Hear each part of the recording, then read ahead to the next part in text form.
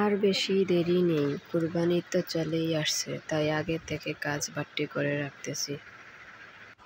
আদা রসুনগুলো এভাবে কেটে নেব, তারপর ভালোভাবে এভাবে ধুয়ে নেব। রসুনগুলো এভাবে ব্লেন্ডার করে নেব।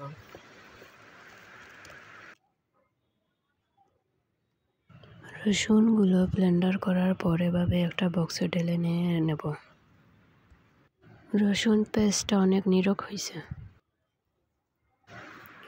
আদাগুলো একবার এভাবে ব্লেন্ডার করে নেব। নেওয়ার পর ছাঁকনির সাহায্যে পানিগুলো ছেঁকে নেব। ওই পানি দিয়ে আবার আদাগুলো ব্লেন্ডার করে নেব। আসসালামু আলাইকুম এভরিওয়ান, আমি রুজিনা টু আবারও নিয়ে আসছি ছোট্ট একটা ভিডিও। ভালো লাগলে সবাই লাইক কমেন্ট শেয়ার করবেন, পেজটাকে সাপোর্ট করবেন প্লিজ। ধন্যবাদ সবাইকে।